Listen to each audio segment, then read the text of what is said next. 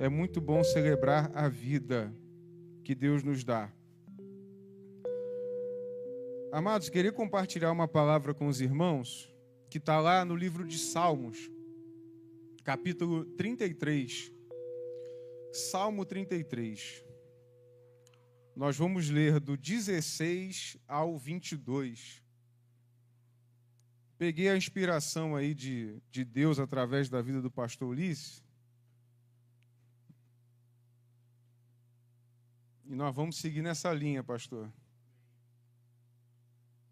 Salmo 33 tem um ensinamento muito poderoso para nós nessa manhã. Salmo 33, a partir do versículo 16, vai dizer o seguinte: Não há rei que se salve com o poder dos seus exércitos, nem por sua muita força se livra o valente. O cavalo não garante a vitória.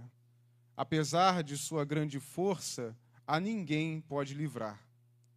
Eis que os olhos do Senhor estão sobre os que o temem, sobre os que esperam na sua misericórdia, para livrar a alma deles da morte e no tempo da fome conservar-lhes a vida. Nossa alma espera no Senhor, nosso auxílio e escudo. Nele o nosso coração se alegra, pois confiamos no seu santo nome. Seja sobre nós, Senhor, a tua misericórdia, como de ti esperamos. Vamos orar? Amado Deus, eis aqui a tua palavra, Senhor. Pedimos que o Senhor nos dê a revelação dela. Fale ao coração da tua igreja, Senhor. Fale ao teu povo. Que essa seja, Pai, a tua palavra que transforma vidas, que muda direções, que traz, ó Pai, aquele que está longe para perto. Uma palavra, ó Pai, que convença o homem e o traga, ó Pai, à plenitude do teu Espírito. Tem misericórdia da minha vida, ó Senhor. Tem misericórdia do teu povo. Ajuda-nos, ó Senhor, a alcançar este entendimento e descansarmos e crermos no Senhor. É o que nós oramos e agradecemos em nome de Jesus. Amém. O tema dessa mensagem, amados, é crer é depender. Crer é depender. Como o pastor John Piper uma vez disse, a essência da adoração é experimentar a Deus como mais valioso do que qualquer coisa que o mundo possa oferecer. Alguém pode perguntar, qual é a essência da adoração? É cantarmos muitos hinos, né? É nós louvarmos bastante, tocarmos instrumentos. Não, a essência da adoração é experimentar a Deus como alguém de mais valor do que qualquer coisa que o mundo possa oferecer. E aí, debaixo dessa temática, debaixo do salmo que nós estamos lendo, inspirado por Deus, assim nós cremos, nós temos aqueles velhos dizeres, né, que nós falamos no meio da igreja, né? Eu lembro quando me converti, eu ouvia muito isso, né?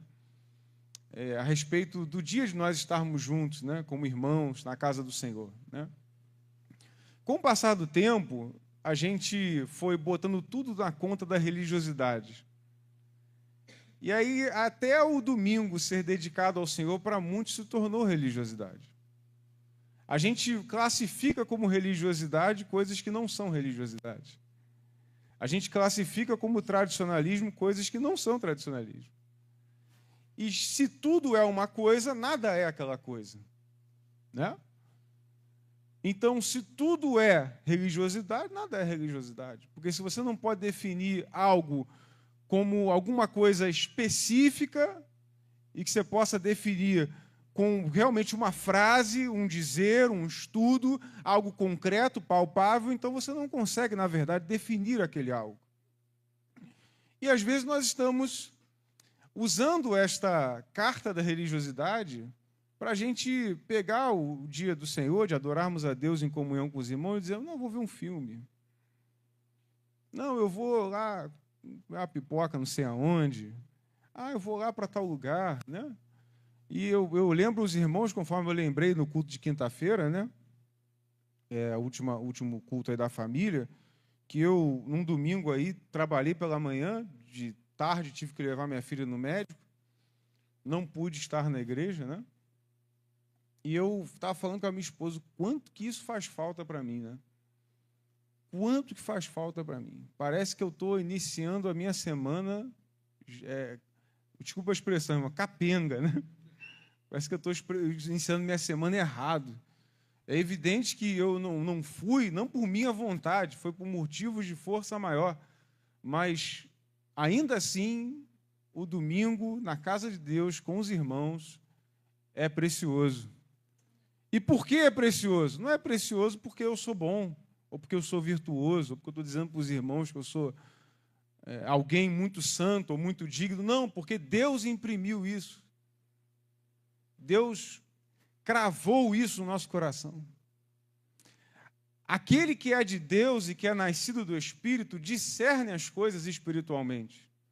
E discerne as coisas do Espírito de tal modo que nele habita a equidade de Deus, que é, eu considero justo e bom aquilo que Deus considera justo e bom, e considero injusto, abominável, ruim, aquilo que ele também considera injusto, abominável e ruim.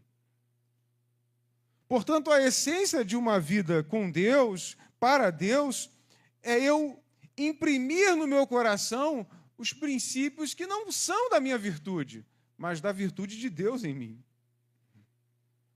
E o Salmo 33 vai falar exatamente sobre isso. Não tem uma autoria definida, né? A Septuaginta atribui esse salmo a Davi, mas eu não quero me concentrar na figura de Davi, eu quero me concentrar no caráter de Deus. Porque Davi não é nada sem Deus. E Davi sem Deus fez coisas muito ruins, né? Davi, sem o conselho do Senhor, pecou. E na Bíblia temos registrado isso, né? Se nós observarmos, né, o pai da Reforma Protestante, Lutero, ele também teve falhas graves na sua teologia, em pensamentos. Inclusive, estima-se que ele era, de alguma forma, tinha pensamentos antissemitas. Isso é para mostrar para nós que ninguém é perfeito mesmo. Perfeito é Deus. E nós, como seres humanos que somos, como o pastor Paul Washer costuma dizer, não existem grandes homens de Deus. Existem pessoas quebradas, caídas, moídas pelo pecado e que são salvas por um grande Deus. Ou seja, nós não temos... Se eu sirvo a Deus, ou se eu falo dos princípios para os irmãos, das coisas que eu vivo no Senhor, eu não estou aqui contando uma vantagem, eu estou mostrando a misericórdia de Deus para com a minha vida, porque eu não seria capaz de fazer nada de bom se não fosse a graça que me regenerou em Cristo Jesus. E a essência da adoração é ter Deus como mais valioso do que qualquer coisa que o mundo possa oferecer. Quando é que, pastor, vir à igreja pode se tornar uma religiosidade? Pode sim. Quando é que ela se torna? Quando eu perco de vista o porquê eu estou aqui. Por que eu venho? Por que eu compareço? Por que eu persevero? Por que eu me firmo? Pelo que eu estou lutando? Para quem? Em nome de quem eu vou? Para onde eu vou? E para onde eu vou? Quem está me esperando? O que está me esperando? Essas são perguntas básicas da fé e que nós precisamos saber responder quando alguém nos questionar. Mas por que você vai à igreja? Porque eu creio num Deus que atua no meio da comunhão. Ele diz, quão bom e suave que os irmãos vivam em união. Aquele Deus que diz em Hebreus 10, 25, não deixamos de nos congregar, como é o costume de alguns. Pelo contrário, admoestai, você chama a atenção daquele que não vem. Quanto mais vocês veem que se aproxima o dia, ou seja, a palavra está nos dizendo, quanto mais eu vejo, às vezes as pessoas, eu vejo muitos do Cristo em casa dizendo assim, olha os sinais, Jesus está voltando. Olha os sinais, Jesus está voltando. Olha os sinais, porque aconteceu a guerra ali, caiu, deu um terremoto aqui, nevou no Brasil. Vasco ganhou o campeonato. Só para descontrair, né? A grande... Aí as pessoas... São sinais, né? São sinais. Vai acabar, vai acabar. Só que a palavra de Deus vai dizer que quanto mais perto se aproxima o dia, mais nós temos que andar juntos.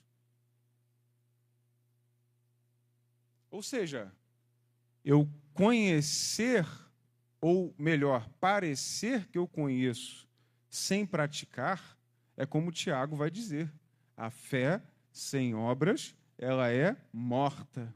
Ele ainda faz um paralelo muito interessante. Ele vai dizer, alguém pode dizer, eu pego a fé, a minha fé, que não tem obras, junta com as suas obras sem fé, junta fé comigo, obras com você e dá tudo certo. Ele vai dizer, não, não, não, não. O sujeito ele tem que ter a fé, e a fé dele, que ele crê em Jesus, tem que se traduzir em amar o que Deus ama e abominar o que Deus abomina. Senão, esta fé não o transformou completamente. Ele creu que existe um Jesus na história e que ele é um Deus. Mas que Deus é esse? Ele é o Deus que se revela.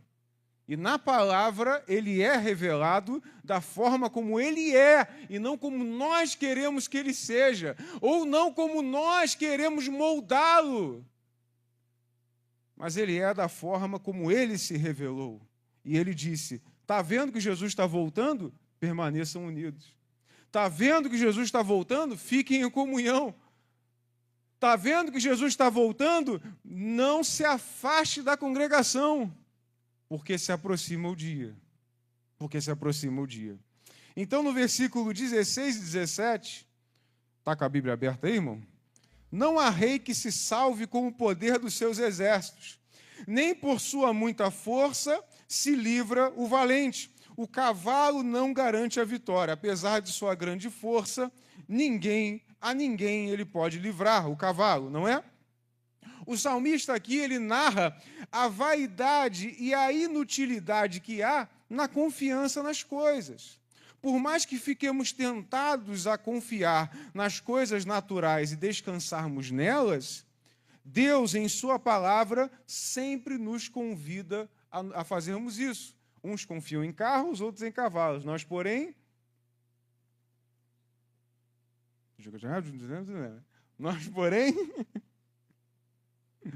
Amém. Pode soltar a voz, irmão, em nome de Jesus. Declara a palavra. Por que ele nos convida a não fazermos isso, não descansarmos nas coisas? Porque não glorifica a Deus confiar nas coisas.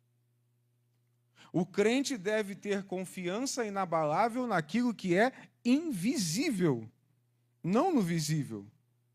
A nossa fé é totalmente contra o materialismo ateísta. Se você for ver, a matéria base de todo ateu é acreditar que nada existe além da matéria. Uma vez que a matéria acaba, tudo acaba. Se eu partilho desse mesmo pensamento, eu estou partilhando de um pensamento ateísta, onde eu menciono a minha fé, onde eu mensuro a minha fé por aquilo que eu tenho, ou por aquilo que Deus me deu materialmente.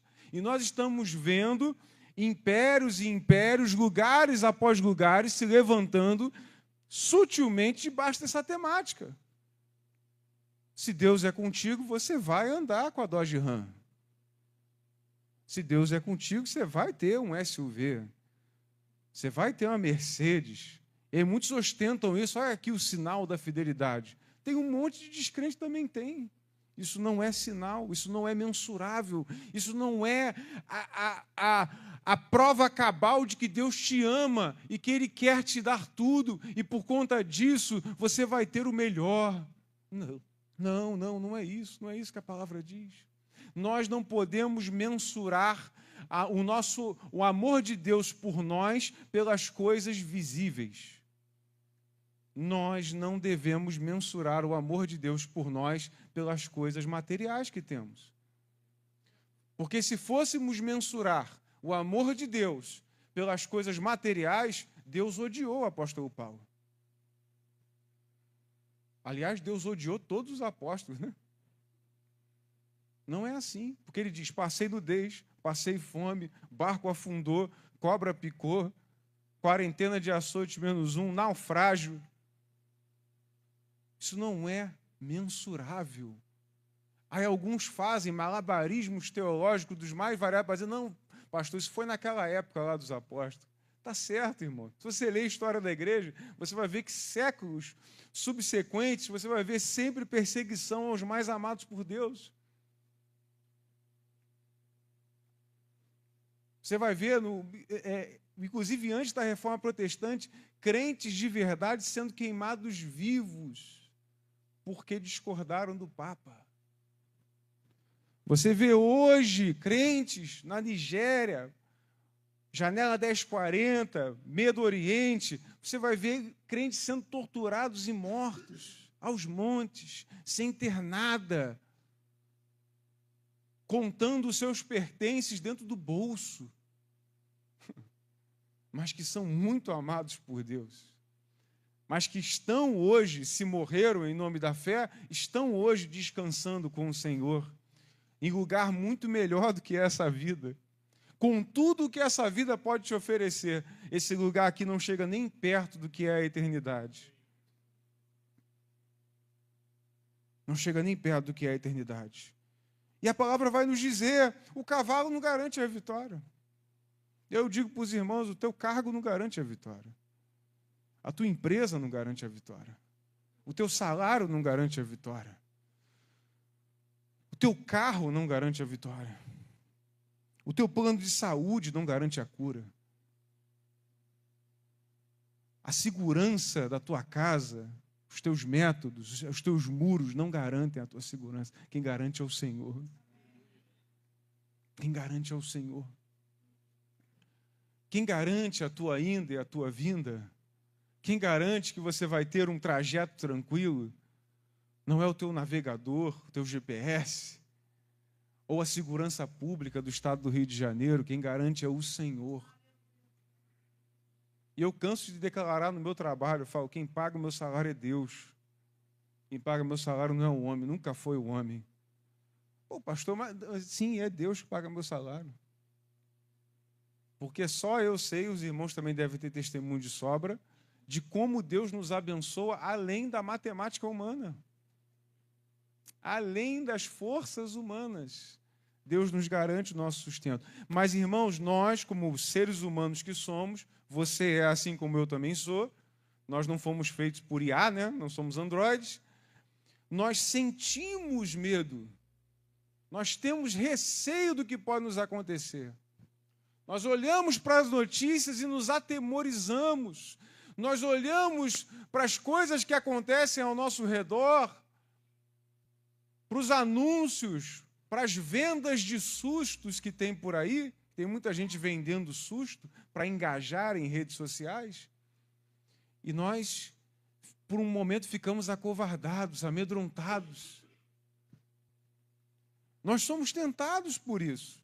A palavra vai nos dizer que nós somos tentados, nós somos humanos, nós sentimos. E é isso que nos diferencia de qualquer robô que possa surgir por aí, que escreva textos, ou que faça livros, ou o que seja. Nós sentimos, nós somos alvos da graça de Deus, nós somos alvos do favor de Deus, nós sentimos a presença dEle. Nós não somos contra os sentimentos. Alguns, com medo de cair nas ciladas do inimigo, tentam inibir seus sentimentos. Não, não iniba seus sentimentos, não. Chore, pule, dance, se alegre. Porque os teus sentimentos, quem deu foi Deus. Nós precisamos colocar nossos sentimentos debaixo do óculos, debaixo das mãos da graça de Deus. Mas nós ainda sentimos.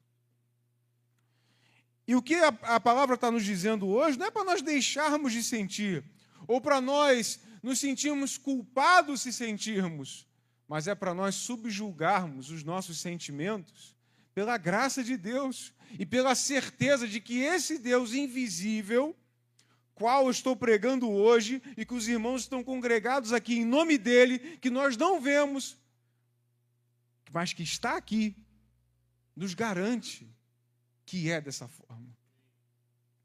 Nós não vivemos por vista, mas pelo que cremos. Se eu não vivo por vista, eu não posso me atemorizar por vista. Eu não posso ficar com medo do que eu vejo. Eu não posso ficar com medo do que eu ouço. Eu não posso ficar com medo do que estão prevendo para o futuro, porque eu tenho um Deus que já escreveu a história, a minha história e a história da humanidade. E a palavra de Deus diz que todas as coisas cooperam para o bem daqueles que amam a Deus, que são chamados segundo o seu propósito. Se você é chamado segundo o propósito de Deus, tudo vai cooperar para o seu bem.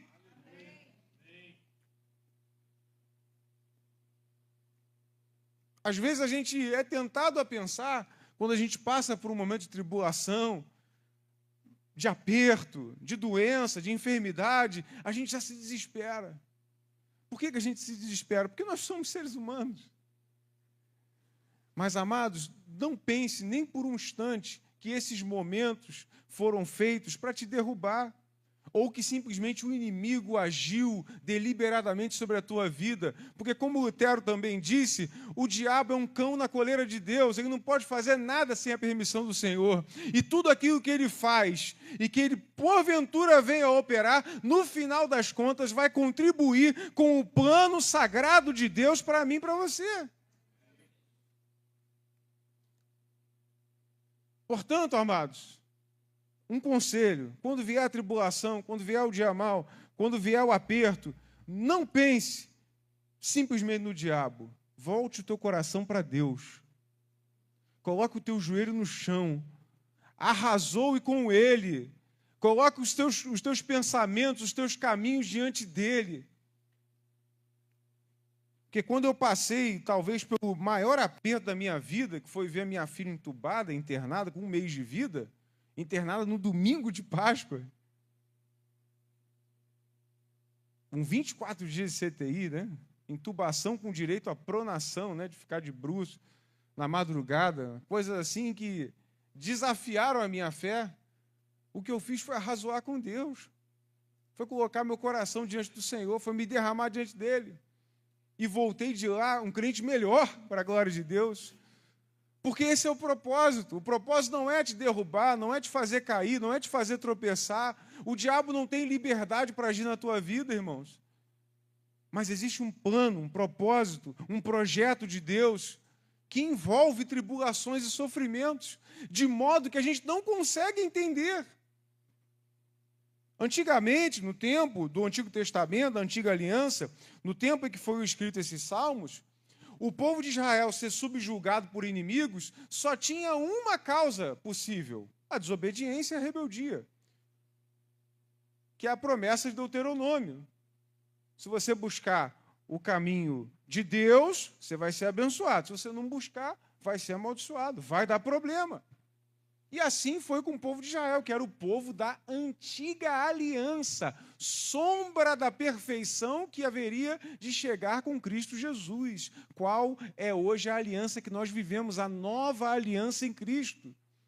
Portanto, naquele tempo, e alguns muitas das vezes pregam erroneamente, que pegam conceitos da antiga aliança e tentam aplicar para você no dia de hoje. Então pega, você foi...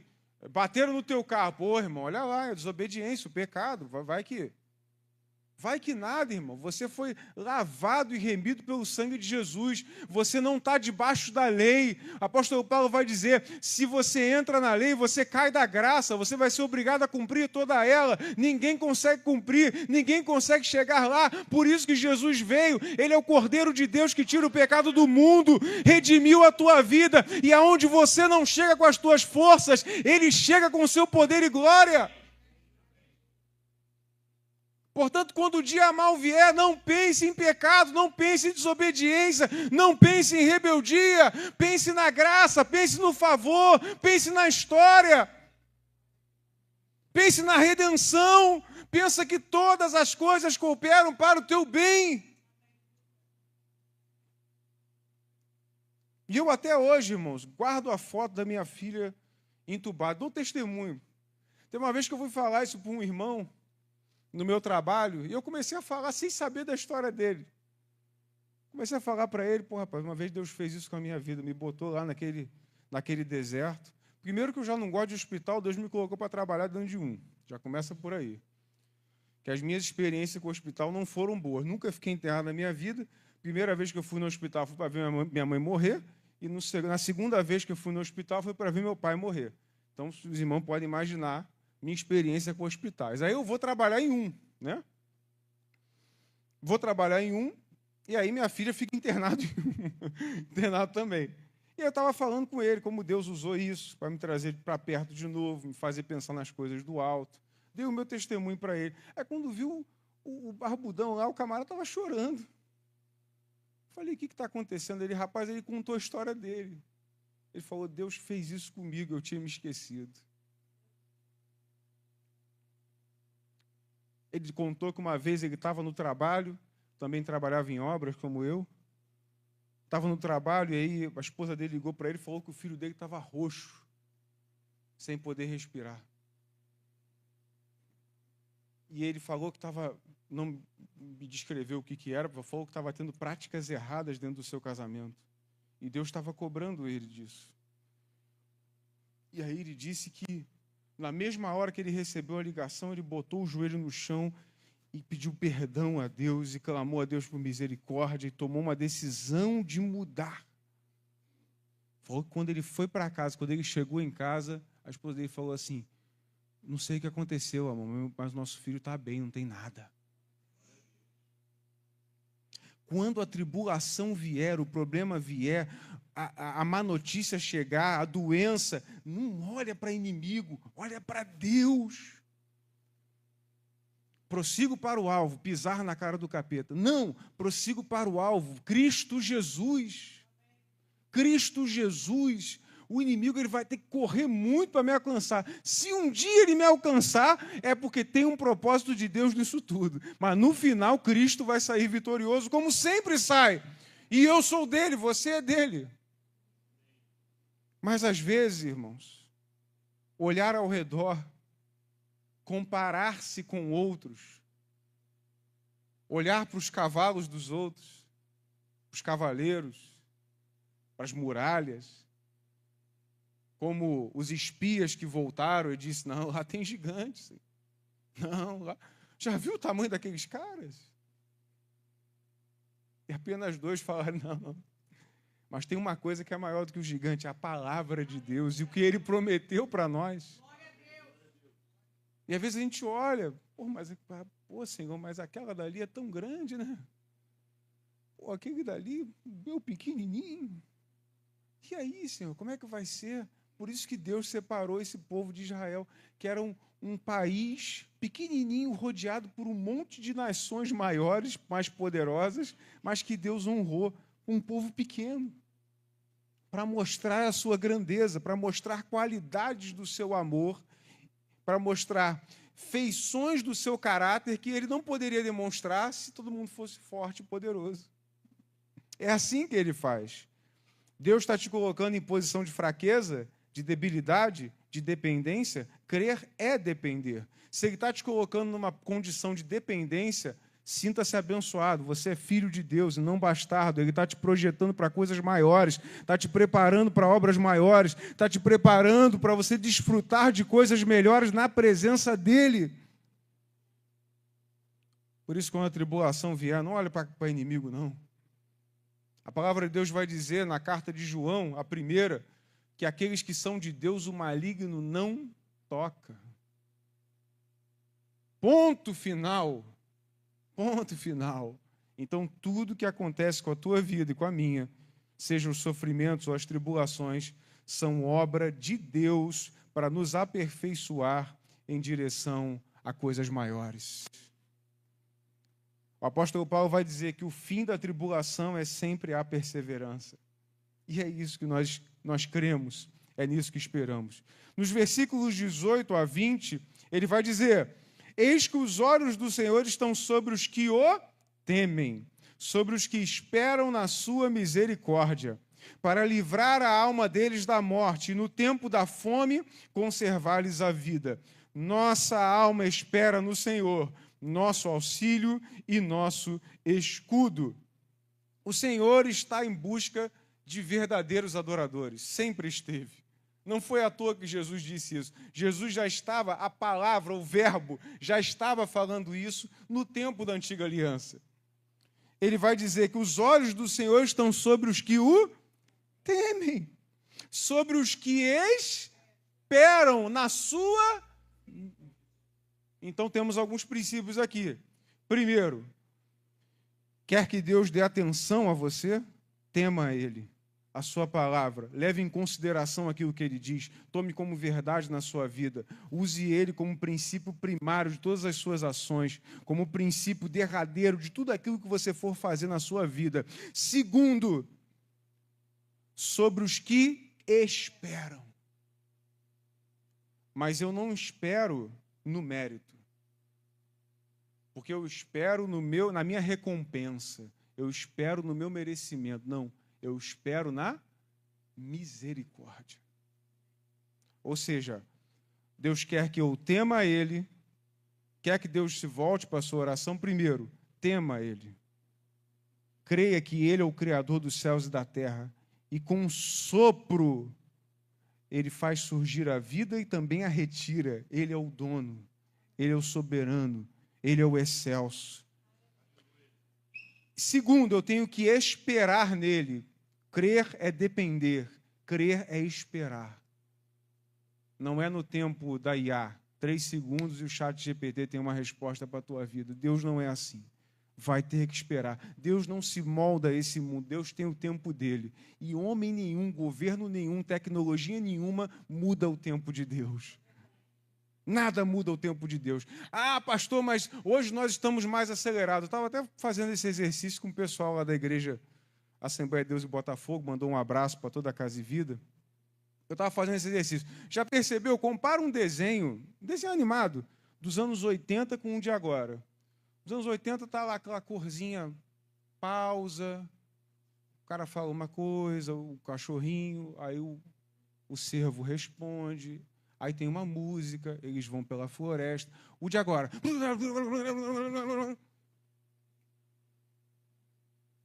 Por quê? Porque está todo mundo acelerado.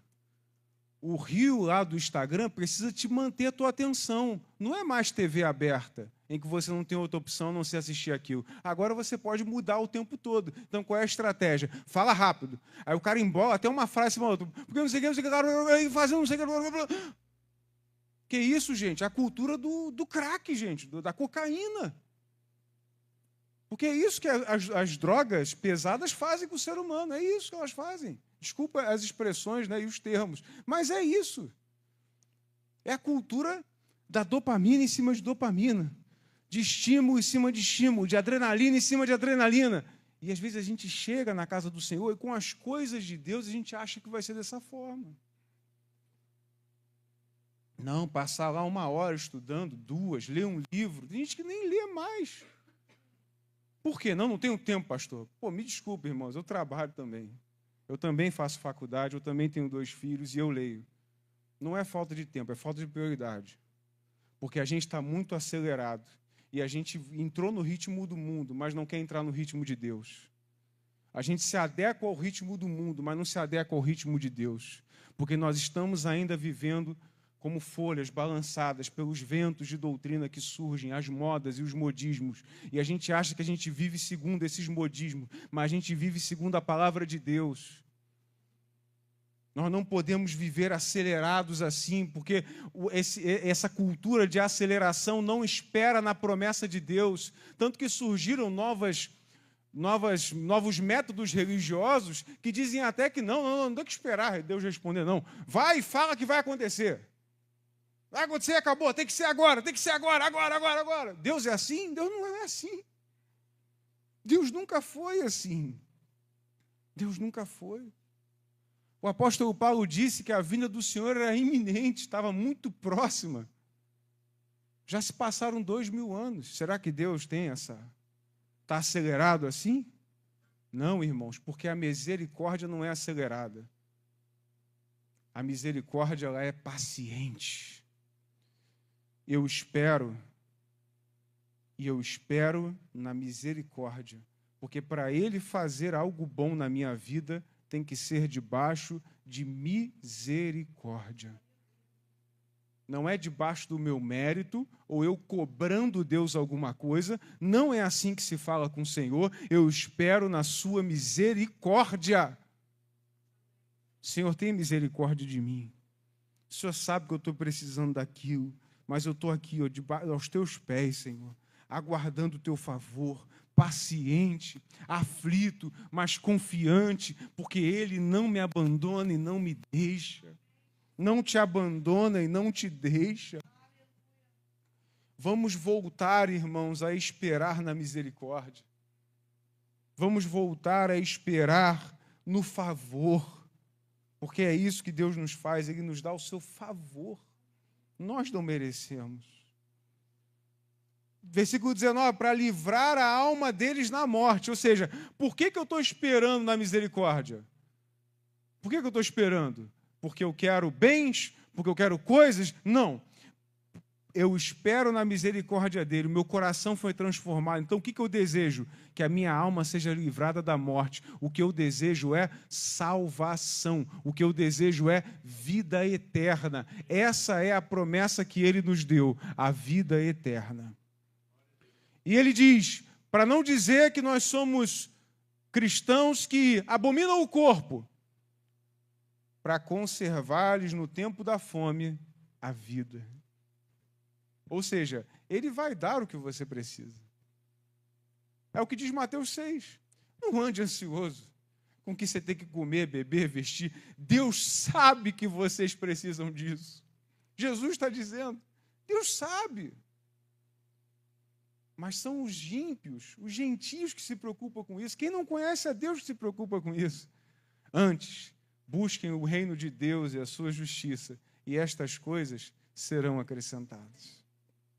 Está aqui, ó, o que Jesus disse está no Salmo 33, porque Ele é o verbo, Ele é aquele que deu a inspiração para escrever tudo isso. Ele diz para livrar a alma deles da morte, ou seja, se eu espero em misericórdia, eu espero salvação e vida eterna, porque esse é o anseio de todo crente. E segundo, eu sou conservado mesmo no tempo da fome, porque Ele é quem paga meu salário. E não o meu patrão, não a minha empresa, não o meu estudo, não o meu mérito, mas é Ele. Ele é quem me sustenta, Ele é quem te sustenta, Ele é que te conserva a vida mesmo nos tempos difíceis, para a glória do seu nome. E aí o salmista dá uma resposta. Nossa alma espera no Senhor. Nosso auxílio e nosso escudo. Que escudo é esse que eu não vejo? Eu não sei nem qual material é ele, mas ele é. O invisível nos protege do visível. Pela fé, nós cremos que ele nos protege. Espera no Senhor, em misericórdia. Tema ele, e ele vai livrar a nossa alma da morte e conservar-nos ainda no tempo da fome, conservar-nos em vida, porque esperamos no Senhor. Ele é o nosso auxílio, Ebenezer, né? Pedra de ajuda, até aqui nos ajudou o Senhor. Ele é a nossa pedra de ajuda, Ele é o nosso escudo, Ele é o nosso auxílio. Versículo 21 e 22, para nós terminarmos.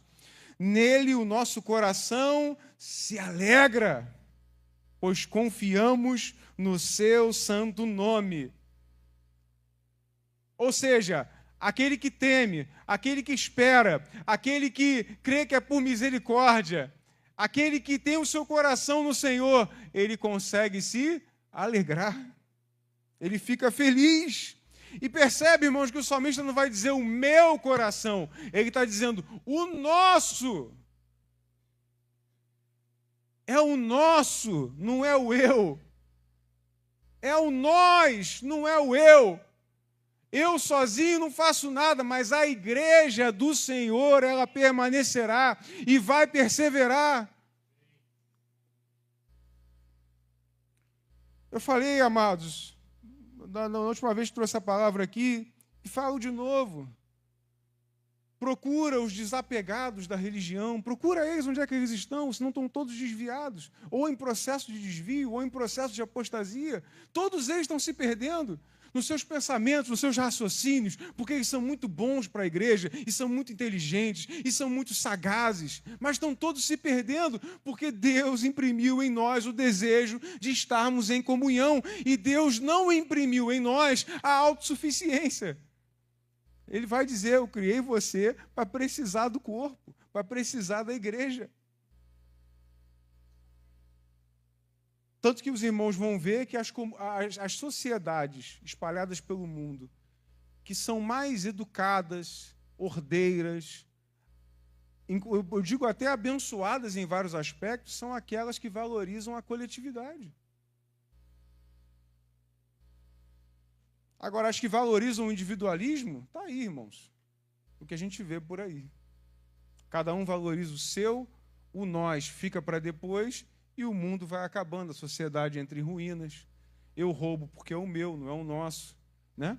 Eu fraudo lá o imposto, eu fraudo lá um monte de coisa, porque não tem nada a ver com isso. É quando você vai ver aquilo que você fraudou está sendo aplicado por uma corrupção, por um crime. E nós estamos sendo cúmplices de culturas demoníacas e malignas, porque não pensamos no coletivo, qual Deus abençoa. Então, nele o nosso coração se alegra, porque confiamos no seu santo nome. Eu só vou conseguir me alegrar em Deus quando eu passar a esperar em Deus nas coisas certas. Repito, o meu coração só vai se alegrar em Deus quando eu passar a esperar nele pelas coisas certas. E aí no 22 ele fecha todo o pensamento, irmãos.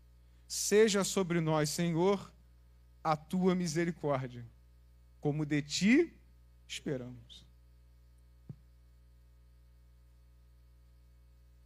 O coração de quem foi transformado se alegra nele, e não nos cavalos, carros, bens ou muralhas. Só é possível se alegrar no Senhor quando se constrói confiança inabalável nele. Não tem outro jeito. Se você não conseguir confiar em Deus, não vai conseguir se alegrar nele. Mas se você confiar em Deus, a alegria vai ser tua companhia todos os dias. E ainda que o choro dure uma noite, a alegria vai vir pela manhã. Pastor Timothy Keller tem uma citação que é muito interessante. Ele diz: existe um pouco de orgulho na ansiedade. Você pode pensar, orgulho na ansiedade? Porque a gente pensa, eu tenho uma expectativa na minha mente, no meu coração, e eu tenho medo de Deus não entender isso direito. Porque a expectativa é isso. Eu tenho uma expectativa de que algo vai ser da forma que eu projetei. Mas eu esqueço que tem um Deus que projeta melhor e antes de mim. E acima do que eu projetei com meus olhos humanos, fracos, pequenos, tem o projeto dele. Ele diz, na ansiedade existe orgulho. Porque eu penso, pô, Senhor, eu quero tanto que seja desse jeito. Será que o Senhor vai entender o que eu quero? Será que o Senhor vai entender o que eu espero direito? Mas agora, da mesma forma que existe um pouco de orgulho na ansiedade, existe também humildade na confiança e no descanso. Porque nós pensamos no íntimo. Eu até tenho expectativas no meu coração, mas descanso, porque eu tenho certeza que Deus tem o melhor para mim. Na ansiedade você sempre vai encontrar orgulho, diz o Timothy Keller. Mas na humildade, na confiança, você vai encontrar o Senhor e o descanso. O final do Salmo não tem a ver com desejar bênção sobre nós, mas a sua misericórdia. O crente de verdade não arroga coisas para Deus, não faz exigências, mas se porta com humildade. Reconhece o quanto precisa de misericórdia. Eu queria te convidar à oração nesse momento. Nós estamos encerrando. O tema desse sermão é, irmãos, crer é depender. Hoje em dia ninguém mais quer depender, né, irmãos? Pior coisa é depender dos outros. Pior coisa para o ser humano é a gente ficar esperando. Não, estou esperando o outro fazer.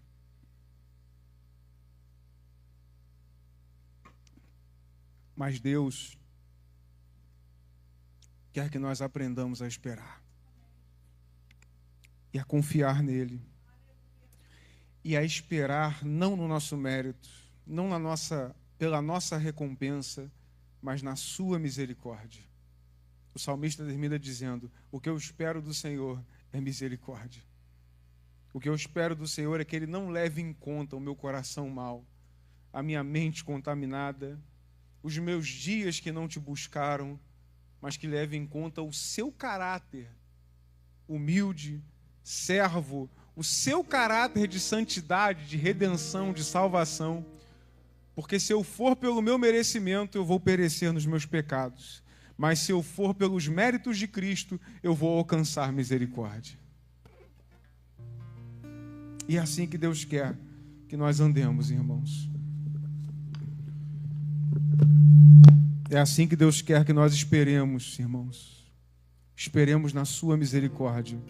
Portanto, meu querido, minha querida, se você tem algo na tua vida, no teu coração, no teu trabalho, na tua saúde, nas tuas finanças, que você precisa aprender a depender de Deus, eu te convido à oração.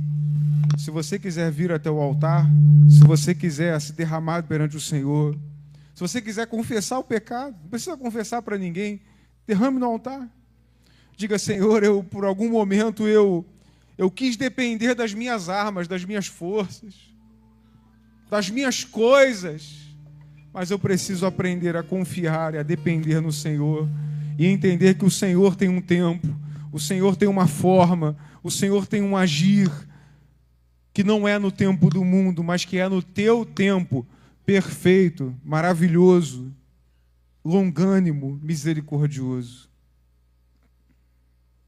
Convido os irmãos a nós construirmos uma igreja que dependa do Senhor. Na sua mente, no seu coração, dependa de Deus. Dependa dEle. Para que Ele faça aquilo que Ele já intentou desde o início da história. E cumpra os seus planos benditos e santos nas nossas vidas. Apesar de nós, mas pela sua fidelidade. Convido os irmãos à oração nesse momento.